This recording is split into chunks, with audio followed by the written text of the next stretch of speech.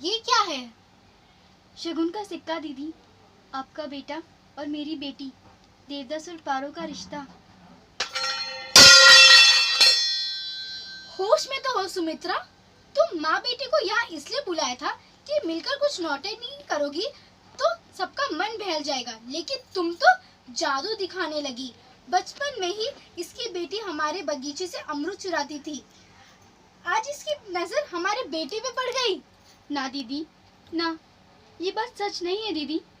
देवदास और पारो बचपन के साथी है, एक दूसरे को चाहते हैं, एक दूसरे के बगैर नहीं रह सकते।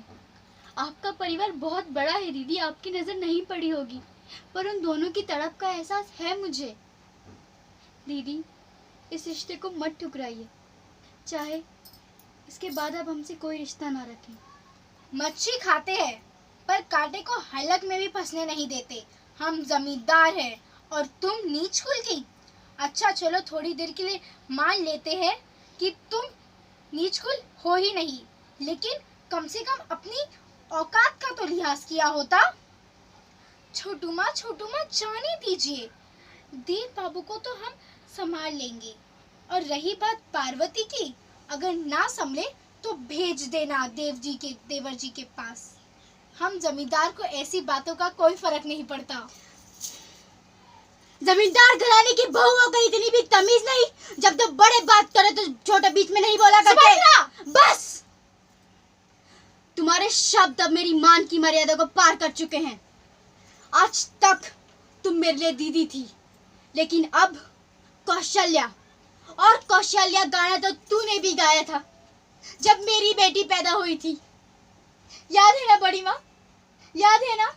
इसने मुझसे छीन कर कहा था कि सुमित्रा, ये तेरी बेटी नहीं, ये मेरी बेटी है, और मैंने भी हंसकर हाँ कर दी थी। अरे मुझे क्या पता था कि इतने बड़े जमींदार घराने की ठकुराइन इतने छोटे दिल वाली होगी, अपने बागीचे से चुराए हुए अमरूदों का हिसाब रखती होगी। अरे कौशल्या, जितने अमरूद मेरी बेटी ने तेरे बागीचे से चुराए हैं ना, उससे कहीं ज्यादा निवाले मैंने तेरे बेटे को अपने हाथों से खिलाए हैं। नीच कुल। हाँ हाँ, हम मानते हैं कि हम नीच कुल, हम बेटी बेचने वाले, पर धंधा तो तुम भी करती हो कौशल्या। हम तो सामने से पैसे देकर बेटी लेते हैं, तुम तो दहेज भी लेती हो और बेटी भी। सिक्का सही है हो या गलत, उसकी आवाज उसकी पहचान से होती है, लेकिन तुम उसे नहीं सुन सकती कौशल्या, क्योंकि तुम बहरी हो जो अपने बेटे के दिल की धड़कन नहीं सुन सकती। तुम अंधी हो जो उन दोनों के बीच का प्यार नहीं देख सकती, और बहुत जल्द ही गूंगी भी हो जाओगी जब अपने बेटे की बर्बादी देखोगी। जिस रिश्ते को तुमने ठुकराया है, उसी लक्ष्मी की सौगंध कहकर कहती हूँ, आज से 7 दिनों के अंदर तुमसे ऊंचे घराने में मैंने अपनी बेटी का रिश्ता ना करवाया तो 8वें दिन मेरा मातम मनाने आ जाना।